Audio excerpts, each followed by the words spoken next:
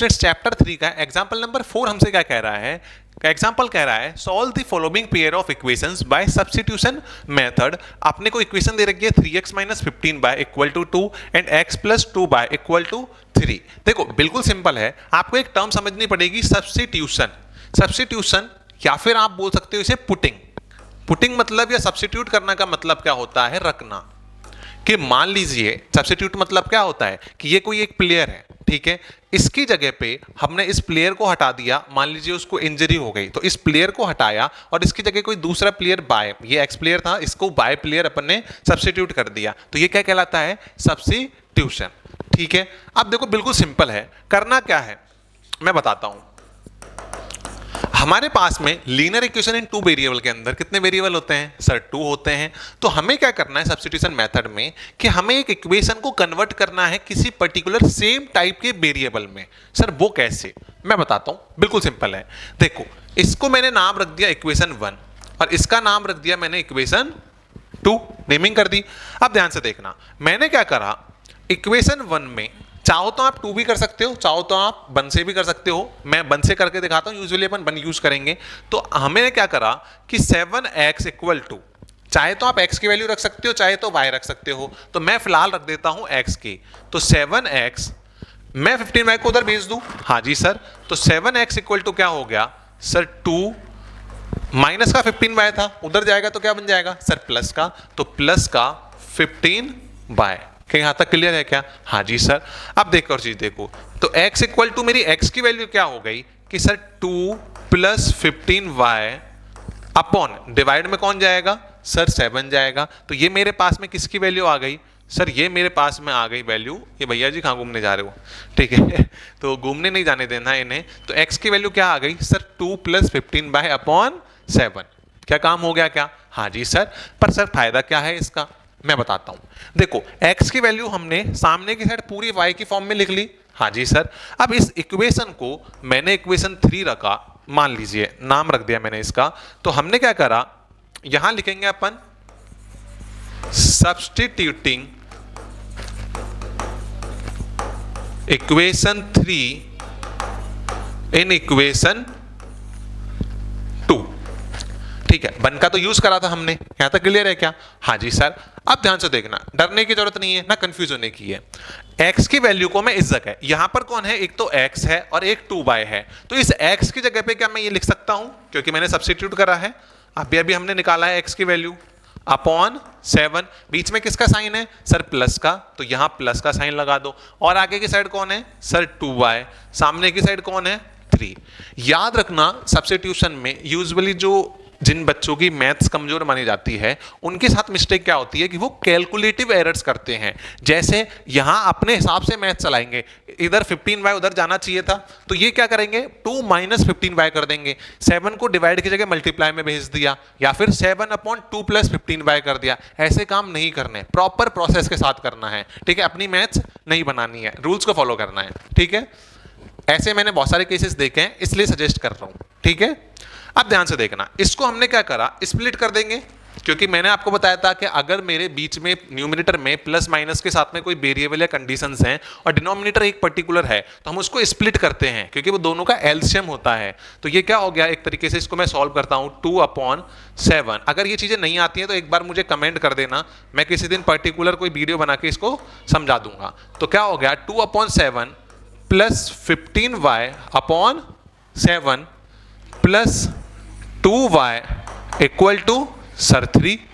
Is it clear. अब एक चीज समझो, इसका फायदा क्या हुआ, मैं क्यों मेहनत करवा रहा था वो चीज अभी समझाता हूं, समझाऊं। बिल्कुल सिंपल है, देखिए इससे पहले इक्वेशन में कितने वेरिएबल थे सर, 2 थे, x था और y था, और उनको सॉल्व अपन नहीं कर पा रहे थे क्योंकि 2 थे, हमको किसी एक पर्टिकुलर एक वेरिएबल चाहिए। मैंने सब्स्टिट्यूट जैसे ही वैल्यू करी, तो आप ध्यान से देखो, ये मेरा एक कांस्टेंट टर्म है, ये भी मेरी कांस्टेंट टर्म है, और ये दोनों मेरे सेम वेरिएबल की टर्म है। तो इनको अपन या तो ऐड कर सकते हैं या मल्टीप्लाई कर सकते हैं, प्लस कर सकते हैं, कंडीशन है क्वेश्चन के हिसाब से। यहां पर ऐड का कंडीशन है सम करने की, तो अपन सम करेंगे। Is it clear. तो 2/7 जो है इस भैया को उधर भेज दो, तो क्या हो गया LHS में देखो 15/7 प्लस 2/, तो मैंने इधर, चलो पहले अपन ज्यादा स्टेप बाय स्टेप ही करते हैं, स्पीड में नहीं करेंगे। प्लस 2y इक्वल टू 2/7 को उधर भेज दिया तो क्या हो गया 3 माइनस 2/7। 2/7 प्लस का था, उधर का का जाएगा सर माइनस का, तो यहां तक काम हो गया। अब एक और चीज, यहां पर एलसीएम कितना आएगा सर 7 आएगा, तो एलसीएम ले लो कितना सर 7। तो अपने पास में क्या हुआ, जब एलसीएम 7 आया तो यहां पर क्या हुआ सर 7 का 7 में कितने टाइम डिवाइड जाएगा सर 1 टाइम, तो 15 इंटू 7 सर 15, और बाय पहले से ही है तो क्या बन गया ये 15 बाय, बीच में किसका साइन है सर प्लस का, तो ये क्या बन गया सर प्लस। 1 का 7 में डिवाइड करो तो 7/1 कितना होता है, कितना हो गया सर 7, तो 7 को 2 से मल्टीप्लाई कर दो तो क्या हो गया 2 इंटू 7। ये एलसीएम लेने का तरीका है, ये सब चीजें आपको आनी चाहिए, ठीक है, क्योंकि आपको 10th क्लास में हो तो आपको अच्छे नंबर चाहिए। देन आपको ये सारी छोटी छोटी स्टेप्स सही ढंग से करनी है।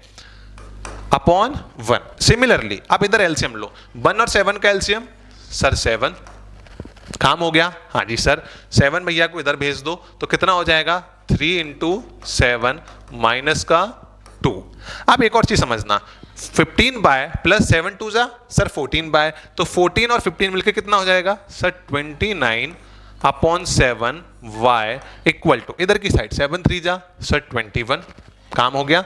21 में से 2 गए तो कितने बचे सर 19, तो इधर क्या बचा मेरे पास में सर 19/7।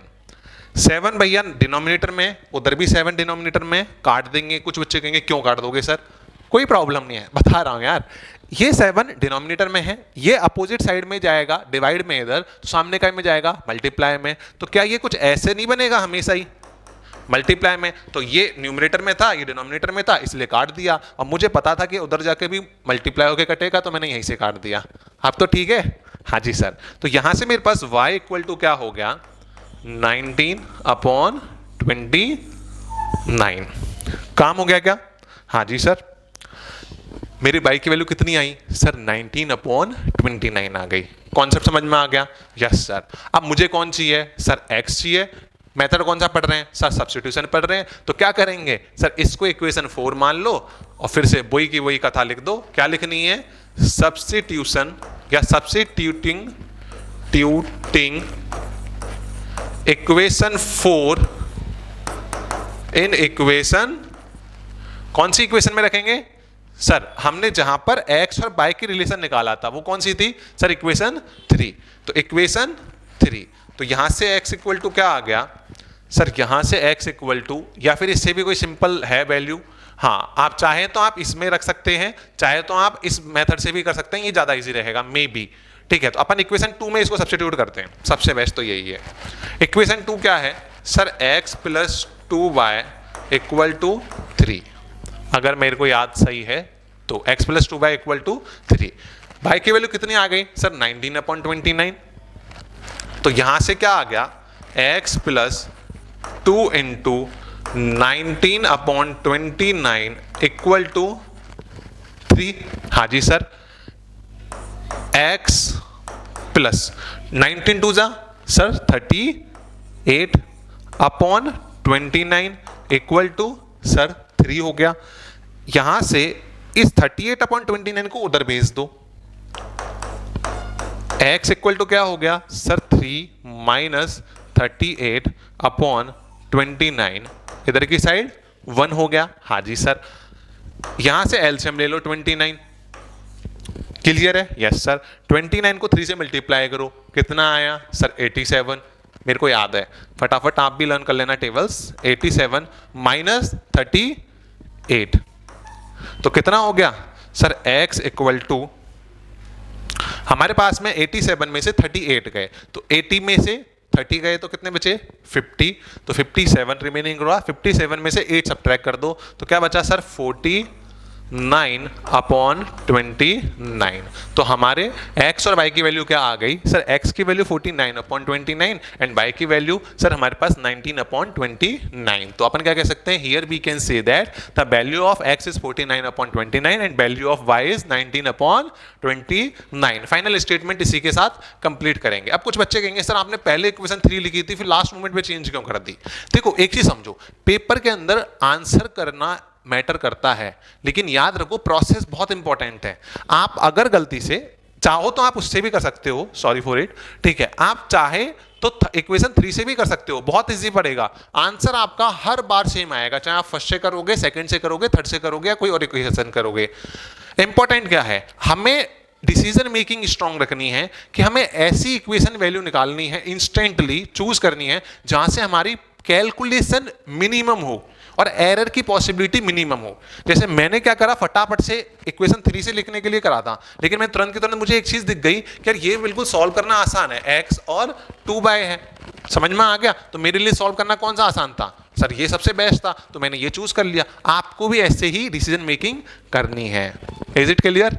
जब तक आपकी डिसीजन मेकिंग स्ट्रांग नहीं होगी, आप 100 आउट ऑफ 100 मार्क्स नहीं ला पाओगे, क्योंकि आपको कौन सी इक्वेशन चूज करनी है, कौन सा मेथड चूज करना है, वो बहुत इंपॉर्टेंट मैटर करता है।